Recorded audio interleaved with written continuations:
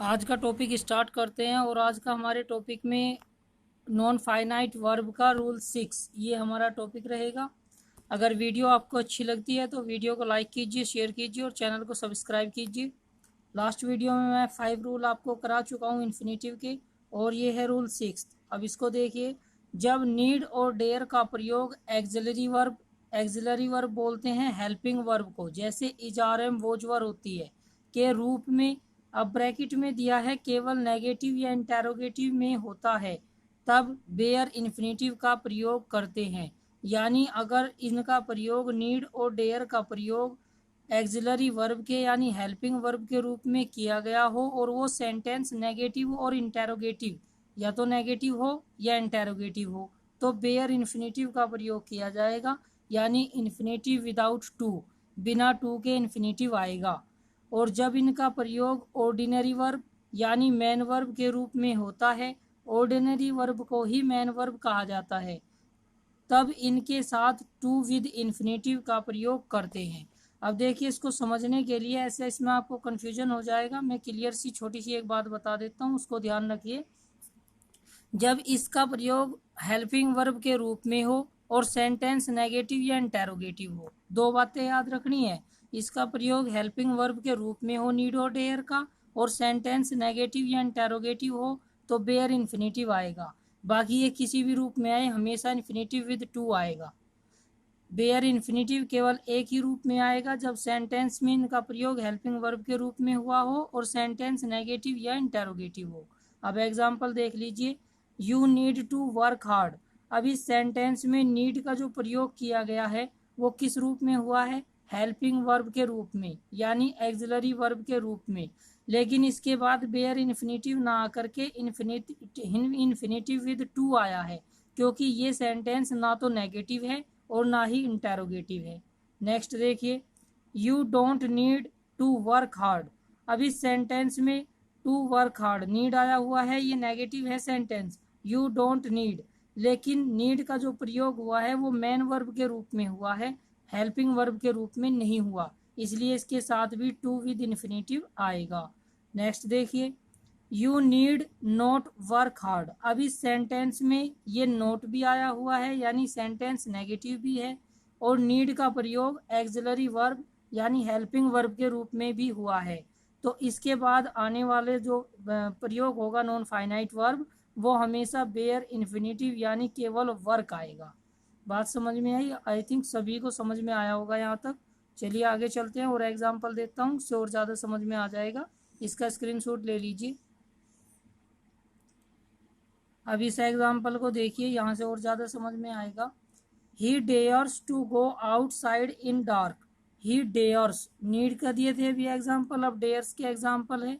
ही dares ये helping verb के रूप में आया हुआ है डेयर, लेकिन इसके बाद इन्फिनेटिव विद टू यानी टू के साथ इन्फिनेटिव का प्रयोग होगा, क्योंकि सेंटेंस नेगेटिव नहीं है। नेक्स्ट सेंटेंस में he does not dare to go in dark. अब इस सेंटेंस में डज नॉट आया हुआ है, तो डेयर मैन वर्ब के रूप में है, तो इन्फिनेटिव विद टू आएगा। लेकिन तीसरे सेंटेंस में, ये जो सिक्स सेंटेंस है, इसमें देखिए he dare not go in dark. इस सेंटेंस में डेयर का प्रयोग हेल्पिंग वर्ब के रूप में हुआ है और नॉट भी आया हुआ है, तो सेंटेंस में क्या यूज किया जाएगा? बेयर इन्फिनेटिव यानी विदाउट टू के इन्फिनेटिव का प्रयोग किया जाएगा। नेक्स्ट देखिए। Does he dare to go in dark. अब ये सेंटेंस इंटेरोगेटिव है और डेयर का जो प्रयोग किया गया है वो मेन वर्ब के रूप में किया गया है, हेल्पिंग वर्ब के रूप में डज आई हुई है, तो इन्फिनेटिव विद टू का प्रयोग होगा, टू गो आएगा। लेकिन एट सेंटेंस में डेयर का प्रयोग किस रूप में किया गया है? हेल्पिंग वर्ब के रूप में। तो अब इसके बाद जो इन्फिनेटिव का यूज किया जाएगा वो विदाउट टू के यूज किया जाएगा, सिर्फ गो आएगा। एक बार और रूल को पढ़ के देखिए, और फिर ये जो सेंटेंस एग्जाम्पल जो मैंने दिए हैं इनको पढ़ के देखिए, आपको समझ में आ जाएगा। नेक्स्ट देखिए 7th रूल।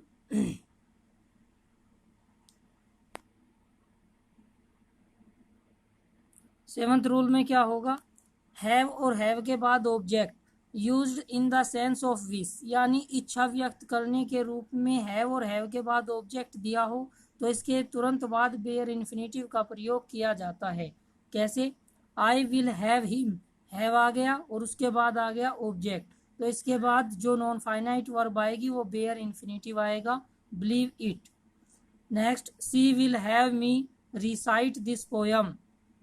रिसाइट से पहले टू का प्रयोग नहीं हुआ है क्योंकि हैव है, हैव के बाद ऑब्जेक्ट है और ये इच्छा की सेंस में यूज किया गया है, इसलिए रिसाइट आएगा, टू रिसाइट नहीं आएगा। Next, 8th rule, want have और ऑब्जेक्ट। देखिए ऊपर जो 7th रूल है इसमें तो मैंने कहा है कि हैव और उसके बाद ऑब्जेक्ट आया हो तो बेयर इन्फिनेटिव आएगा, लेकिन अगर वॉन्ट हैव और उसके बाद ऑब्जेक्ट है और इसका प्रयोग used in the sense of won't allow यानी अनुमति न देने के अर्थ में किया गया हो तो इसके तुरंत बाद जिरंड का प्रयोग होता है, और जिरंड वो होता है जिसमें मैन वर्ब की फर्स्ट फॉर्म में आईएनजी जोड़ा जाता है। चलिए देखिए, I want have you, want have आ गया और इसके बाद आ गया ऑब्जेक्ट यू, तो इसमें आ जाएगा talking like that. Next, I want have you staying, ठहरना होता है एट मेरठ। क्लियर? नेक्स्ट देखिए, 9th रूल, कारण और उद्देश्य प्रकट करने वाले वाक्य में फॉर और फॉर के साथ जिरंड का प्रयोग होता है। कारण या उद्देश्य जहां पर प्रकट किया जाएगा वहां पर इसका प्रयोग होगा, फॉर आएगा या फॉर के साथ जिरंड आएगा, यानी फॉर प्रीपोजिशन और उसके बाद जिरंड का प्रयोग होगा। देखिए कैसे, the teacher will punish you, अध्यापक तुम्हें सजा देंगे, फॉर ब्रेकिंग द चेयर, किस लिए? उद्देश्य प्रकट करने के लिए या कारण के लिए? किस कारण से? क्योंकि चेयर को तोड़ दिया इस कारण से, तो फॉर ब्रेकिंग का यूज किया गया है। आई पनिश्ड यू, मैं तुम्हें सजा दूंगा, फॉर कमिंग लेट, देर से आने के लिए। एग्जाम में क्या करता है कि यहाँ पे जहाँ इसने फॉर ब्रेकिंग फॉर कमिंग दिया है इसकी जगह टू कम, टू ब्रेक या सिर्फ ब्रेक, इस तरीके से एरर करके देगा, और उसमें आपको देखना है कि सेंटेंस कारण या उद्देश्य प्रकट करने के लिए अगर प्रयोग किया गया है तो उसमें आएगा फॉर और उसके बाद आएगा जिरंड। क्लियर? नेक्स्ट देखिए, this book is for reading, this machine is for measuring height. Clear? चलिए अब चलते हैं रूल 10th पे। 10th रूल, जब कोई इन्फिनेटिव किसी नाउन को क्वालिफाई करता है तब उसके बाद निश्चित प्रीपोजिशन का प्रयोग किया जाता है, और ये वेरी इंपॉर्टेंट रूल है अकॉर्डिंग टू एग्ज़ाम, यानी एग्ज़ाम के अनुसार बहुत ज़्यादा इस रूल का यूज़ किया जाता है, मोस्टली एग्ज़ाम में आता है, और यही एग्जाम्पल जो मैंने दिए हैं इनमें से ज़्यादातर ये फर्स्ट और सेकंड एग्जाम्पल आते हैं एग्ज़ाम में। अब देखिए कैसे, दीज डेज यानी इन दिनों, no airlines is safe to travel by, तो ट्रेवल के साथ बाई फिक्स प्रीपोजिशन है इसलिए ये बाई का प्रयोग इसमें किया जाएगा। बाई अगर इसमें नहीं देता है एग्जाम्पल में तो ये सेंटेंस गलत हो जाएगा, इसमें यहीं पर एरर हो जाएगा। नेक्स्ट देखिए, I gave him a pen, मैंने उसे एक पेन दिया, टू राइट विद, उस पेन से लिखने के लिए, तो इसमें क्या आ जाएगा? विद। नेक्स्ट देखिए, आई हैव नो हाउस, मेरे पास कोई घर नहीं है, टू लिव इन, लिव के साथ इन, ये फिक्स प्रीपोजिशन है, right with, live in, travel by, इनके साथ ये फिक्स प्रीपोजिशन जरूर आती है। क्लियर? चलिए आई थिंक आज के लिए इतने रूल काफ़ी है, वो कैब बता देता हूँ, वो कैब देख लीजिए जो आपको लर्न करनी है, स्क्रीनशॉट ले लीजिए इस वो कैब का।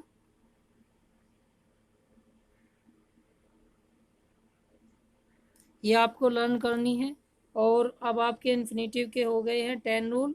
आगे की बात नेक्स्ट वीडियो में करेंगे। अगर वीडियो आपको अच्छी लगी है तो वीडियो को लाइक कीजिए, शेयर कीजिए और चैनल को सब्सक्राइब कीजिए। इसके साथ ही वीडियो फिनिश करते हैं। Have a good day.